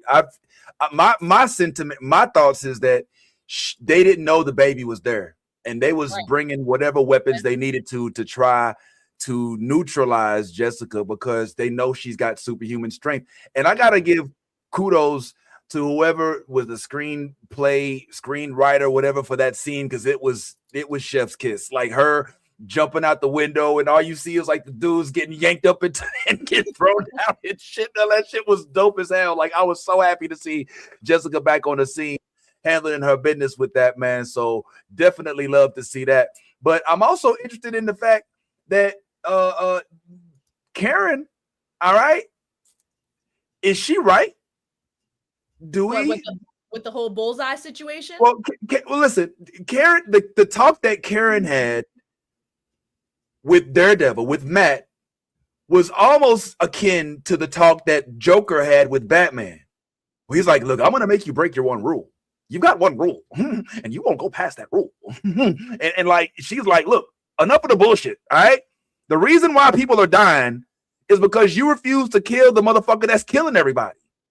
How about we just kill the mother? Let's chop off the head of the snake. You know, with this bullshit dilly dathering, if you had handled business a long time ago, Foggy would still be here. We wouldn't be having this conversation. I'm over it.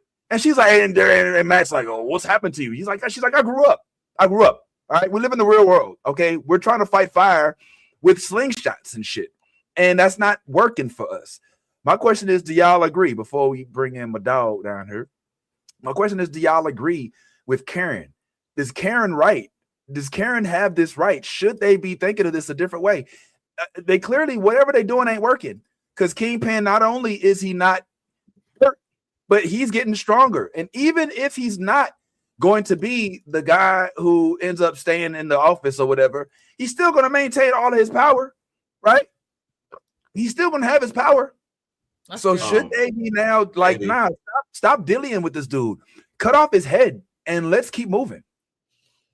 I would say no, she's not right, because the version of Bullseye that killed Foggy was a manipulated version of Bullseye, which is what they've been kind of showing.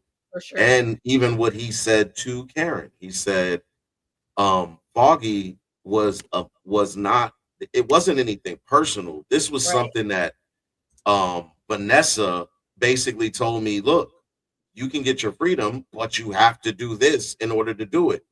And let's not mix things. Like Bullseye was an assassin. Like he was a hired assassin. So this is business for him. This is not, as much as we all understand the relationship that Foggy and Karen and Matt have. This was not something that he didn't go and just say, I hate Foggy, I'm gonna go kill him and whatever. That wasn't what the case with this was. And you also see an arc. You see the arc right there in front of you for Bullseye. The reason why Matt is keeping him alive and not killing him is because Matt wants to be a hero. If he kills Bullseye, you are no longer a hero. You are what they say you are, a vigilante. You are absolutely just that. And then now you're no longer the hero, but you become an anti. So what I'm seeing is there's an opportunity for Bullseye's redemption arc. And I do believe that once he heals up, he becomes an ally. Yes, yeah, right now, I know you're still in your feelings, Karen. Karen is very emotional. We've seen that. But more importantly, why did you have to straddle that man? Just to put, because I'm like, I had a little bit of concern there. I was like, aren't you with Matt? And I'm like, yo, you kind of, Karen starting to give me some hot girl vibes. Like you was messing with Frank. You were flirting with Frank. You was flirting with Frank. You're messing with Matt. You're straddling Bullseye. He's sizing him up. Like I hear you, but I'm just like that. Like that seemed inappropriate in that moment. No, like, she was sizing him up, like you said. She was sizing him up. She was like, "Okay, I know what Matt's got. Let's see. Is this gonna arouse you real quick? I'm gonna kill your ass, motherfucker." And he was just like, "Do it." Yeah, it was hot. It was very hot. Yeah, I was like, I was like, are you going to kill him or kiss him? She was aroused. She wanted to see if he was going to be aroused by her threats. You know what I'm saying? So that's what that was. Okay. Yeah, he perked up. And then she was like, "Oh, you ain't got nothing. I'm out." He perked up. And he was like, "Thank you." Yo, wildin', yo. Nah, man. You go a little hard with that. But yeah, man. I definitely think that I'm a little bit more on Karen's side in this regard. All right. What WWFD, what would Frank do? Okay. Frank Castle is not about to chain this dude up. Frank Castle is not about to, oh no, we have to be better than them. And no, it's like, no, he should die. Remember when he was walking past Cole North in the first season? He was like, oh, what, like this motherfucker ran? Yeah, like that was, you know what I'm saying? Like, Frank ain't about that bullshit. So when Frank come around, you think he's gonna be like, no, Karen, we have to be. Frank will be like, no, yes, show me his head so I can pop it. You know what I'm saying? And so I'm starting to lean towards that. But needless to say, one thing I think we can all agree on without any question is that the transition to Disney for Daredevil has been an utter success. It is not bleeding. It is not lacking in blood. It's not lacking in coarse words, language, and adult situations. It is the Daredevil that we had on Netflix. And it's now about to lead into Jessica Jones, possibly Luke Cage, and maybe even a different version of Iron Fist. And who knows, maybe even more, like some White Tiger stuff. Don't bring that shit back. No, because the old girl's going to play Iron Fist. The girl that she took over for him in the last season. Are you sure? I'm almost certain. I don't think it's going to be Danny Rand. They're not going to bring Danny back, bro. Let's not speculate, okay? Because the Defenders was one of those, you know what I'm saying? Like, yes, and we already know though, okay, that Elektra, Daredevil, and Jessica Jones and Luke Cage from the Defenders are successful. So those may be back on the docket. But Iron Fist, let's not jump ahead. Look, don't sleep on Iron Fist. Let's not jump ahead.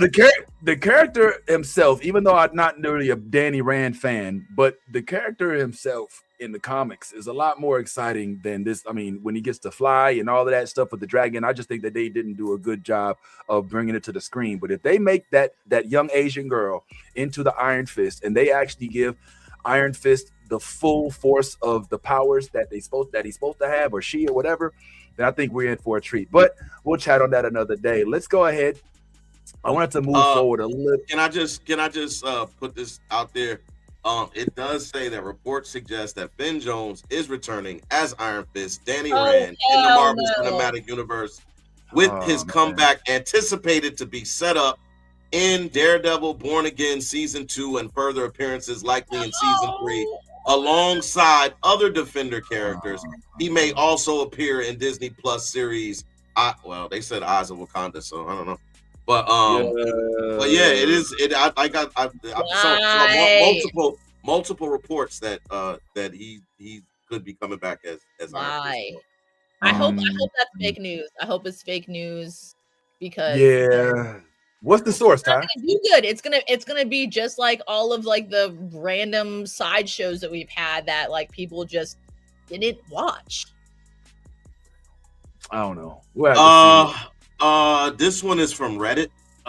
This one is from This one is. It says Iron Fist is officially returning. Lord. All right, that's enough. It's all right, man. We believe you. We believe you. Let's go ahead and move on to another subject real quick before we start to run too far out of time. Did want to chat a little bit of Invincible. My man, did you talk Invincible? Did you watch Invincible, sir? Got to bring you in.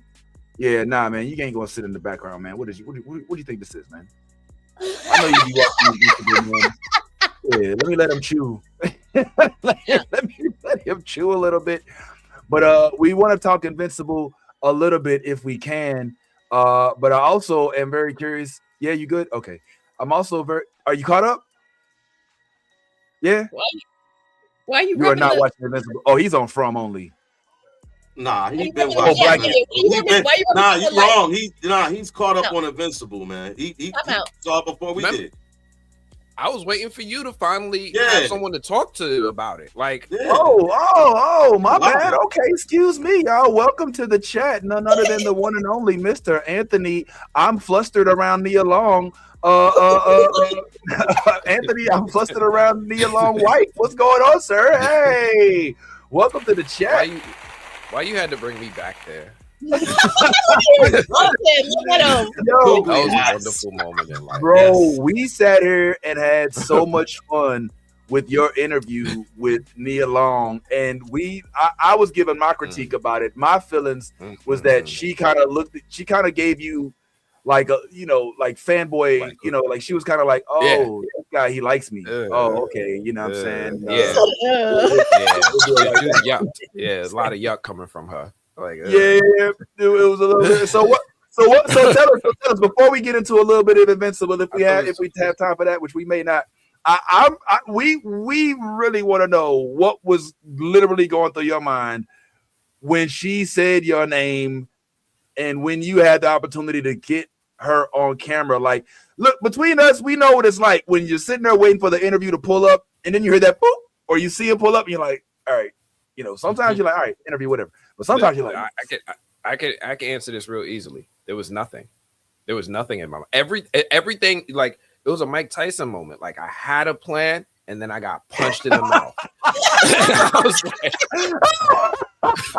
everybody got a plan till they get punched in the mouth. Yo, that's real, man. So we're right then. So it's true. We're our mind specifically was that you were smitten out of your control. Like it was nothing. You take notes. You have your interview. It wasn't a fair fight. It was nothing I could do. Like, it was just, you're right, man. Yeah, man. Because I mean, who can't? I mean, when you come on, man, you got Nia Long on screen with you saying your name and everything, man. So she said it twice. She did. Right. She said it twice. Like, after I did that whole moment, she came back and she was like, "All right, Anthony." She did, yeah. And we said that in the chat. Somebody was like, "Oh, she know what she doing. She know damn well what she doing." You know what I'm saying? So yeah, let's get into Invincible. But just what you took away from the interview, famous. Give us some behind the scenes, man. Just talk to us about what with you and your new crush, old crush. I mean, everything you saw in the videos what happened. I didn't get to have like my little preamble, like warm up with them. I ain't getting none of that. I went in and just immediately, and then you get that little message from them. Like, they start talking to you, and they're like, Anthony, don't forget to pull your chat up, and I'm gonna give you your cues, and when you're gonna have 2 minutes left, and all I hear is peanuts.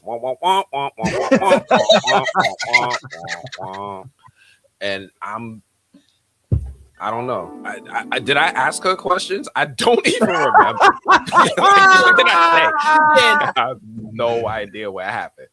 Definitely out of. All right. Yeah, I know Ty ain't judging. He's giving me judging eyes. I know he ain't judging. Oh no, Nah. First of all, I support everything you saying, because if I was in this, and I would have been worse, because I would have shot my shot. You only get these. Listen. You only get these opportunities once in a lifetime. And she just went single. She's out here single and ready to mingle. And hey man, I'm gonna shoot my shot. I might get shot down. I might have interview over. But I'm going to come. That's going to be the story for the ages. Remember that one time I shot my shot at Nia Long? Yeah, she curved me. But I shot like shooters do. I shoot. Hey, listen. One time we was talking. I think it was the first time, either the first or the second time we talked to Yvette Nicole Brown, and Ty was saying some nice stuff, and Yvette Nicole Brown stopped the interview and was like, "Yo, Ty, stop, because it'll happen." He was like, oh shit. He started blushing and shit. It was so good. It was so. Ty was like, oh shit, she caught me off guard. That one. No, because I didn't believe her. I was like, oh, you just being nice. But then she did it again. Then she did it again. And I was like, she did it again. I was like, oh. Yep. He was like, oh, this is. Oh, she's not playing. But then she met the love of her life. She did marry a light skinned man. That's all I'm saying. She did marry her light skinned man. Shout out to Yvette. I love it. Yeah, Yvette. We love you, Yvette. You know what I'm saying? It's all love. Well, listen, we'll chat a little bit on Invincible if y'all don't mind, and then maybe we'll do a little post game and talk about the boys, and maybe even delve a little further into some of these other projects that we love so much. But definitely, let's chat on Yaz's favorite show here. Yes, Invincible. Showing the dick. That's what I'm talking about. Dick is still up. Yes, the fist. That's what it is. Yeah, look. Play it again. Clench. Yes. That's what I'm talking about. We just want y'all focused on one thing: the clench. Oh wow. That's hilarious. All right. Well, conversation. You know what? So like, what I the support fuck just happened? You know what? Be happy. Listen, if I can have Nia, you can have I'm Mark. gonna give you just for the people who just joined the chat and just learned what. Okay, so we were talking, right, and then this like Vince kept running this clip, and all I kept seeing was this. And I was like, bro, why we keep showing Mark's dick fisting right now? Like, what the fuck? And then that wasn't all the dick that we were seeing of Viltrumite dick. We were seeing the fucking what was his name? Thetis's dick and his little there we go. Thetis's dick and walking. And I was like, Vince, why are we clipping to like the dick? Like it's just like the lower like. You know what I'm saying? It's not even like the belt line. It's like below the hips. You know what I'm saying? Break it down. Yeah, so that's where that conversation happened. And then we had this whole chat about it, and then we were laughing, and it was great. So this is like ultimately for this season of us, this is my favorite clip right here is the clenching, the sitting up dick, you know, just all dick. It's great. It's great. We just want y'all to be focused on one thing, okay? The dick. Yo, see, this is why we have to have women along with us, because we'll lose sight of things that are that important. Like, you know, who knew how much the ladies wanted to know about? It just kept looping. That's what it was looped, and I was like, oh, it's just every time I look away, and then I look back, it's more dick. Yeah. Yo, all right. So trying to wrap this into a couple minutes is going to be difficult, but I think we can all safely say, because it was the finale, if I'm not mistaken, right, Ty? This was the finale. Yeah. No! Right. And I think there's only one season. Is there one more season? I think after this, or did they announce that? I don't know. I mean, We have I know no that. They need to keep going. Yeah, that's what I would. Yeah, do. they definitely should. At this point, they've kind of. I think that they've kind of got it in a position to where it can have multiple spinoffs. Yes. Like the Adam Eve project was a one-off. Oh yes. Oh yeah. They can literally take my man Oliver, and he can have his own show. Oliver can have his own show. Don't get me wrong. Don't get me wrong. The alien can have his own show. I'm here for the Viltrumite war, right? Like a lot of times throughout Invincible, anytime they moved their focus away from the Viltrumites, I was less invested. But once they kept getting closer to the Viltrumite war, I'm locked in. This is my favorite part. This is like seeing Thanos in the background, and we're like, yo, we're gonna handle, I don't know, Ant-Man, or you know, like we're gonna have like some little side mission. Nah, I need them to continue doing stuff with the Viltrumites. And yeah, they could do something with Alan, but I don't know, man. I don't know. Well, not just Alan. I tried to throw him off with the Nia. He didn't fall for it. I tried to throw off his concentration. Well done, man. Well done. Sorry. Go ahead, Ty. My bad. I was just gonna say not just Alan, because two of the members of the what are the Guardians? The Guardians, the Guardians are trapped in another realm right now. So they're literally Monster Girl and Rex, I believe. Rex are trapped in another that other dimension. And the last time those people came, they came, like it's like each time they come, it's stronger. They're stronger. They've upgraded. Like when they got over to the other realm, they saw like thousands and thousands of soldiers. So there's another war coming. Like there's another war coming, and like they barely survived the last time they came. So they better hope that they don't come. And then again, after what we saw in this maybe if they come, the Viltrumites reveal themselves and be like, look, only we're taking over this planet. Like that, you know what I'm saying? Like like apparently they have blended in like this. Like what was that movie? Invasion of the Body Snatchers. Where like they basically the aliens came down, took over people's bodies, put themselves in positions all over the thing that were.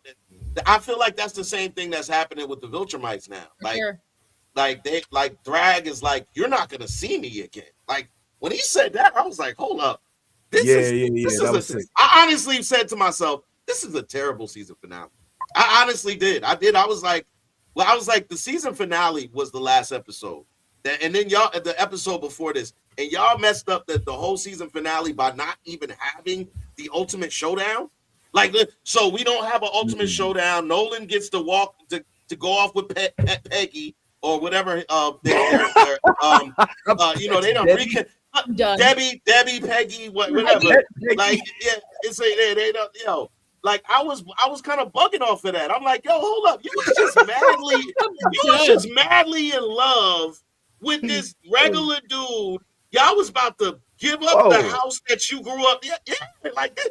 Yeah, they were all her and Paul. Yeah, she was. Bro, are we watching a different show? Back to bed. You don't have to get dressed so early. Yeah, she was head over heels. She was about to send her kids out of the house they grew up in to a fully customized new crib that he had found, and was like, yo, yeah, they were madly. He made her kids respect that, man. Listen. When you start fucking in the house with your grown kids, you love the nigga. Like, women don't bring no grown man to their house and be like, yo, he be like, yo, we can't do it because the kids is here. She like, fuck them kids. We fucking. We like, you know what I'm saying? And like that. That's exactly how Debbie was like, yo, I'm a woman. I have needs, and you are going to fulfill them right now, sir. I don't care that Oliver's in the kitchen eating eggs. He's gonna hear somebody getting something up in here.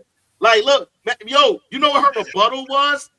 He hears Mark and Mark and Eve. And Eve. So we definitely don't got nothing on them. So we might as well get it cracking. And so so you see that doesn't say love. That says freaky. That doesn't mean, because if she really if she was like legit in love, bro, then there would not be a breakup. There's no reason for her to stop being with him. If she was truly in love. Like, the reason why she didn't is because I think she realized that despite that he was a good rebound, a little rebound dick for her, I suppose, that she still, whether she wants to admit it or not, broke fist and all, is in love with Nolan. Like, that's what I learned in this episode, is that she still, despite wanting to be a hard outer shell, has a soft inner core for Nolan. And that shows, because even through all of her little fists, all her little fighting and all that, she was like, all right, nigga, whatever, go ahead. Let's go take me to my son.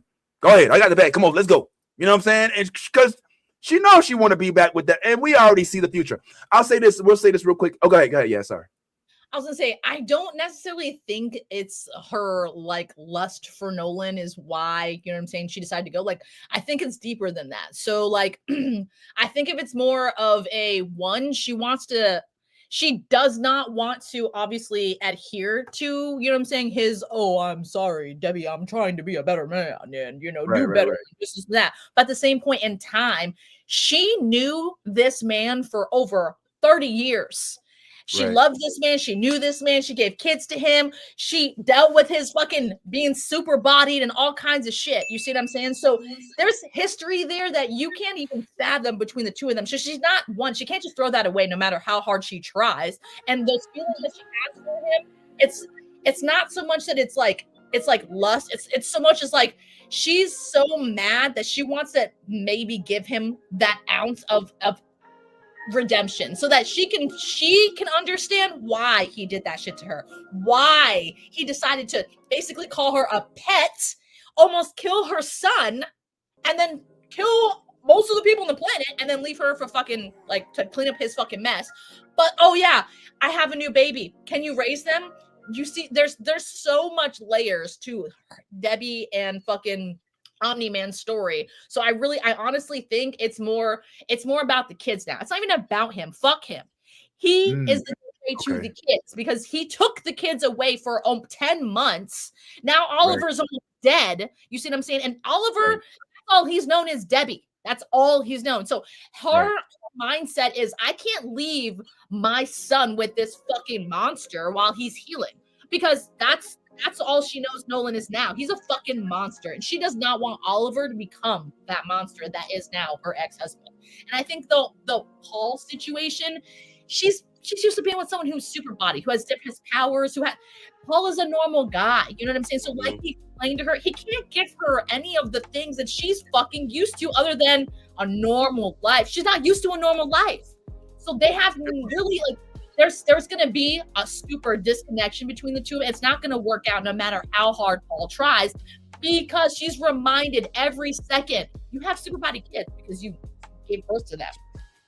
That's a good point. That's a really good point. There's so many layers to like Debbie and Nolan's story. It's not about her like, you know what, fuck you. Like, it's about these kids. She's done with Nolan. It's about kids for Debbie.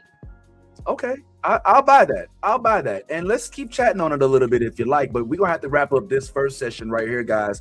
So thank you so much for tuning in. We will drop even more next week. If you did tune in, make sure you hit the like button, all right? We see folks chatting.